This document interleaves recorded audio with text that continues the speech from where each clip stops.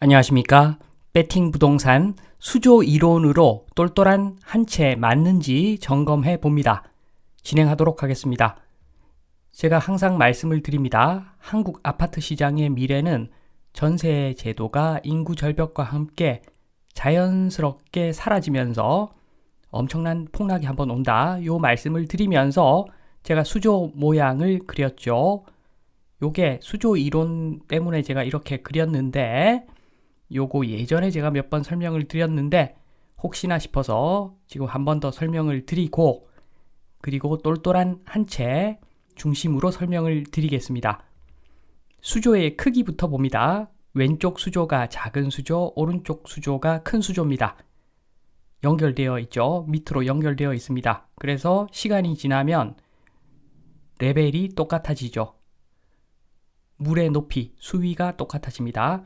지금은 수조의 크기를 말씀드리는데 오른쪽에 큰 수조, 요 큰 수조의 의미는 뭔가? 수조 폭이 큰 놈이 구축보다는 신축이라는 겁니다. 신축이 조금 더 비싸죠. 그리고 소단지보다는 대단지, 시총이 큽니다. 그리고 지방보다는 서울, 비싸니까 저가보다는 고가, 그게 수조 폭이 큰 놈입니다.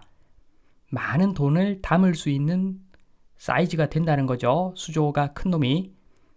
그리고 나서 물의 이동을 한번 살펴봅니다. 똘똘한 한 채 관련해 가지고 지금 똘똘한 한 채 서울 아파트 띄우기가 진행되고 있죠. 그래서 서울 아파트에 돈을 많이 붓는다. 유동성이 증가된다.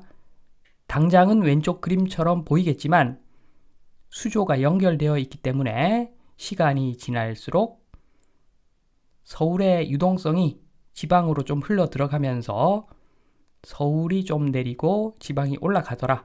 예전에 이랬었죠. 예전에 이랬었는데 실제로는 완전히 이렇지는 않습니다. 실제 모양을 보시면 요렇게 됩니다. 요렇게. 지방보다는 서울이 그래도 좀 더 오르죠. 왜 이렇게 되는가? 물의 점성이 있습니다. 이게 그냥 물이 아니라 꿀물이죠. 꿀물. 농도가 조금 있는 꿀물입니다. 그래서 완전히 물이 다 이동해서 평형을 이루지는 않습니다. 그런데 더 큰 변수가 지금 발생을 한 거죠. 인구 절벽이 온다고 합니다. 왼쪽 수조가 지방 수조, 오른쪽 수조가 서울. 지방 수조가 깨질 수도 있다고 합니다. 완전 다른 문제죠. 깨져버리면 물이 가는 족족 날아가 버립니다. 그래서 겁이 나서 지금은 꿀물을 싹 빼고 꿀을 부은 그런 상태로 가고 있는 것 같습니다. 점성이 엄청나게 크죠. 그러니까 서울은 저 위에 있고 지방은 저 밑으로 내려가고 아예 유체의 이동이 거의 없는 상황으로 갈 수 있다. 지금 이런 상황입니다. 그래서 초양극화 이야기를 하는 것이겠지요. 그래서 여기까지만 보면 서울에 아파트 사는 사람들 나중에 위너가 될 것이다. 이렇게 생각할 수 있겠지만 엄청나게 큰 걸 지금 놓치고 있습니다.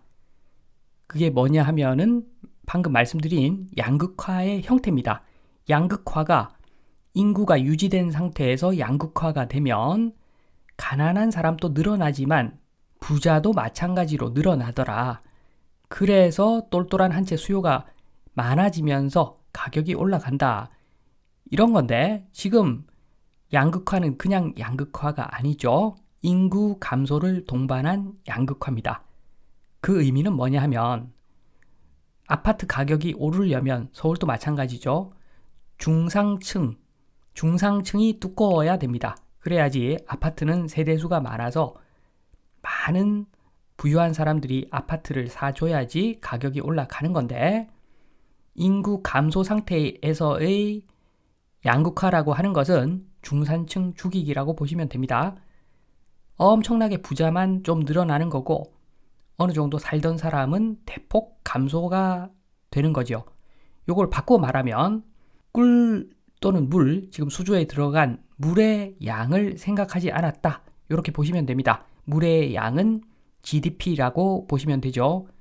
지금 개인 자산의 80%가 부동산에 들어가 있죠. 이 물의 양 GDP라고 하는 것은 인구수 곱하기 인당 GDP 보시면 됩니다. 인구수 줄어들겠죠. 특히나 생산 가능 인구수는 지금도 줄어들고 있습니다. 생산 가능 인구수에다가 소득을 곱하면 될 것 같은데, 한마디로 지금 이 순간에도 실질적으로 GDP는 하방 압력을 받고 있고, 요게 몇 년 지나면 아마 가시화가 될 겁니다. 부자가 줄어든다는 겁니다. 아파트 살만한 부자가 줄어든다는 겁니다.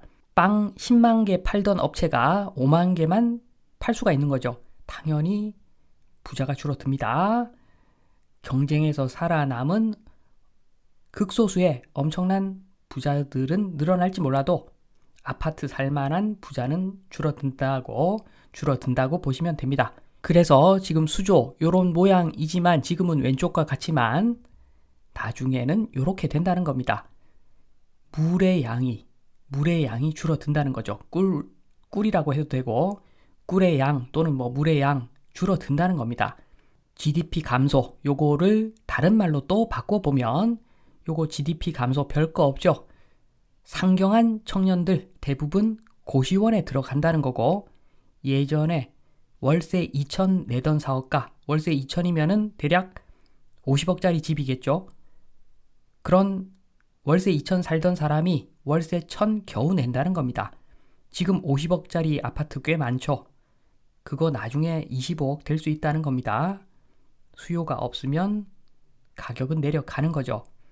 방금 전에 말씀드린 대로 지금 돈 잘 버는 부자들 매출이 반조각이 나니까 나중에 그렇게 좋지는 않을 거고, 그리고 지금 양극화로 지방 소멸된다고 하는데, 지방 소멸되면은 지방에 자산을 많이 들고 있는 지방에 있는 사람들 자산이 반의 반조각이 나겠죠. 그런 지역에 살고 있었던 청년들 서울 오면은 고시원밖에 갈 데가 없다는 겁니다. 인구 유지된다. 서울 인구 유지된다. 좋다 이거죠. 다 좋습니다. 그런데 인구 유지되면 뭐합니까? 전입되어 오는 사람들이 아파트에 도저히 거주할 수 없는 사람들인데, 서울 아파트 가격이 유지가 된다고 생각하는 그 발상 자체가 엄청나게 순진한 겁니다.